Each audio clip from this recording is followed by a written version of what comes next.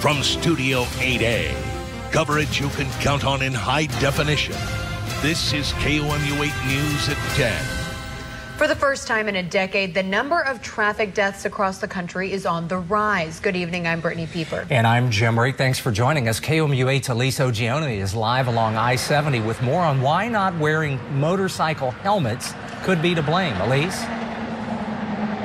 Brittany and Jim, the total number of fatalities on U.S. highways rose just over 5% compared to last year, according to new data put out by the National Highway Safety Commission. Now, every region in the country did see an increase in these numbers, which followed a steady decline in the rate over the past 8 years.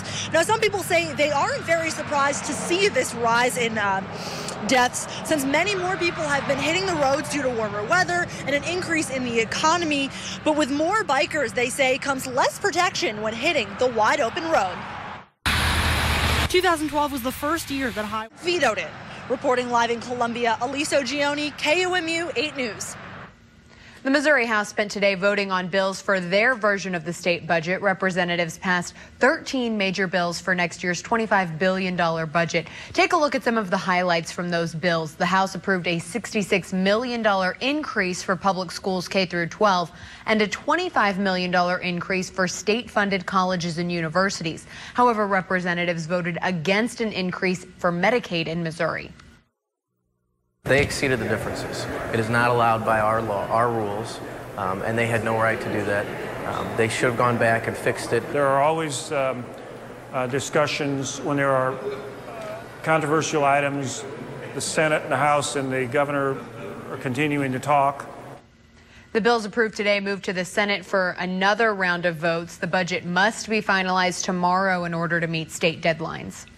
Also at the Capitol, the Missouri Senate is working on a bill that would make big changes to college financial aid. KOMU 8's Doug Hoffman tells us how the bill could affect students right here in Columbia. You should let Hannah know. University of Missouri freshman Hannah Boxerman does her Hoffman, KOMU 8 News, Columbia. The bill also includes the limits on the Missouri's A+ program and Access Missouri. If passed, the bill goes into effect in late August. Dozens of people showed up at City Hall tonight to talk about the issue of affordable housing in Columbia. 3 MU students presented their findings after surveying 133 people earlier this year. Survey results indicate that jobs in Columbia do not pay enough and the conditions of affordable housing are poor. Based on the survey, they suggested the city should plan a location-efficient housing for development for low-income people. That means considering nearby transportation, job sectors, and other amenities. They also recommended changes to the current home ownership assistance program. And I think that would be a great benefit for Columbia to mix those income levels in one housing development. I hope to see that in the future here. The community coordinator says the city might consider expanding financing and reevaluating mortgages in the homeownership assistance program. Columbia's Planning and Zoning Commission also talked about new housing options tonight, something known as accessory dwelling units. These units are similar to duplexes. Garages could be converted into accessory units. One concern is how to finance them. That's because banks can't establish a value. Dwelling units are difficult to appraise. The units can cost anywhere between $40,000 and $200,000. That we're going to move forward and trying to figure out some of the technical issues that surround it and start drafting potential zoning ordinance. The city planner says after the ordinances are drafted, the commission will ask for public input. We've learned today that just this week, police arrested not 1, but 2 MU employees in separate incidents. On Monday night, Angel Anderson of Centralia was taken into police custody. Anderson faces a number of charges, including first-degree assault and assault of an officer. Police say a neighbor in the blue house shown here called police complaining about loud music coming from Anderson's home. When police arrived, they say they witnessed Anderson screaming obscenities and throwing what they describe as a shepherd's hook in a spear-like manner at the neighbor. After seeing police, they say Anderson ran into her home where the situation got worse. The defendant, from the inside of her door, inside her front door, yelling at the officer, "Get off my porch, I'll kill you." An officer then entered the home and found Anderson swinging around a gold bowling pin. She was taken into custody and later posted a $125,000 bond. After her release, police say they found a small black cylinder in the cell containing a green synthetic cannabis. Yesterday, we reported Columbia police arrested Tyler Hack, a recreation and tourism assistant professor. Hack is charged with first-degree burglary and first-degree sexual assault. This comes after Hack allegedly broke into his neighbor's house early Wednesday morning. The MU News Bureau told us that both MU employees arrested this week still have jobs as of now, and they're not commenting any further on the situation. The day started with rain and then some sun and then some more rain and then some more sun. Dave, what's next? It looks like it's going to be some of the same. All minutes on KOMU 8 News at 10. This brown roof could have a change of color. 8 goes green. How that change can help save money. Plus the high-profile kidnapping case, an update from Cleveland. MU students get involved in clubs or organizations, but one student decided to take his ideas up on the roof. KOMU 8's Gina Cook has this 8 Goes Green report about how his idea will soon grow. This is the northeast corner of Rollins Dining Hall. This is not the first time Ben Kreitner has looked out this window. Gina Cook, KOMU 8 News, Columbia. Kreitner got a $27,000 grant to pay for the green roof. He hopes to get students involved and have it completed by October. Disturbing facts revealed in Cleveland today, what the kidnapping suspect said, plus another man caught in the foiled terror plot from Canada, what he admitted. Now, your live Doppler 8 First Alert weather with Chief Weathercaster Dave Schmidt. And a good evening to you. We've had a little bit of rain today. Looks good. Mid-Missouri moms should like 62 degrees. It should be very nice. All right, Dave. All right. Thanks. You bet. 3 Cleveland women and a child now free, what their alleged captor said in court today. But first, here are your lottery numbers. Good luck.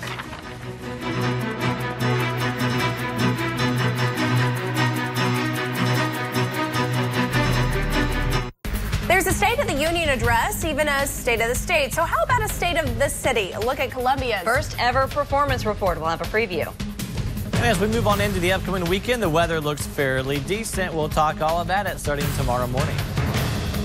And something for the young and old as a mentor for kids nationwide comes to a Fulton Elementary, and for the old, a little indulgence as wine and food enthusiasts from near and far descend on Columbia. That's tomorrow on KOMU 8 News Today, starting at 4:30. In Cleveland today, Ariel Castro made his first court appearance. He's described as a child kidnapper who operated a torture chamber and private prison in the heart of Cleveland.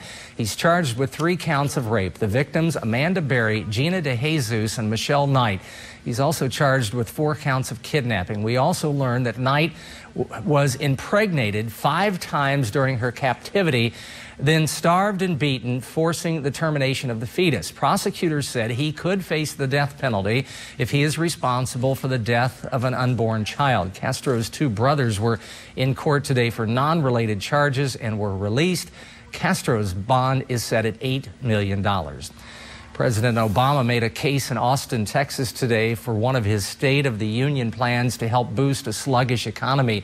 The president hailed Austin as a national model for high-tech innovation in manufacturing. He also announced that competitions would open soon for 3 innovative manufacturing hubs, which he outlined in his State of the Union address back in February. The president hopes Congress will make a one-time $1 billion investment to create 15 hubs nationwide.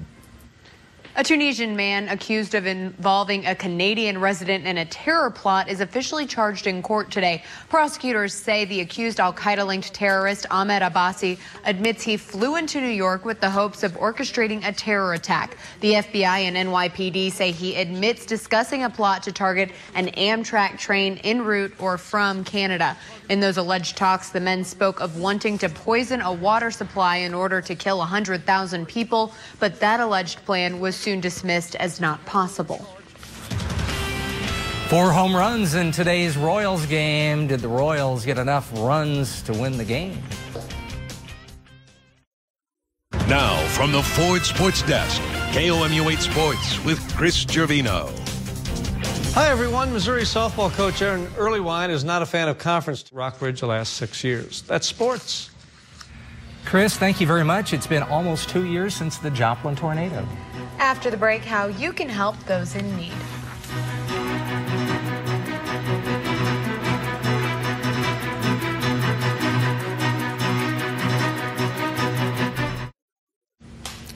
As the 2-year anniversary of the Joplin tornado approaches, you can still help the rebuilding effort by purchasing Joplin, Our Words, Our Stories, Their Hope. Former meteorologist right here at KOMU, Michelle Bogowith, and I, along with about 24 former KOMU 8 reporters, wrote this 400-page book about how we covered Missouri's worst natural disaster. Governor Jay Nixon wrote the foreword. 100% of the proceeds of the e-book go to the group Rebuild Joplin. This is our gift to continue the rebuilding effort. If you remember, Rebuild Joplin is the group that we were able to raise $1.4 million for in that telethon on the Thursday after the tornado. You're going to laugh when you read this book. You're going to cry. You'll find out why the co-authors made 39 combined trips from Columbia to Joplin in the 1 year after the tornado.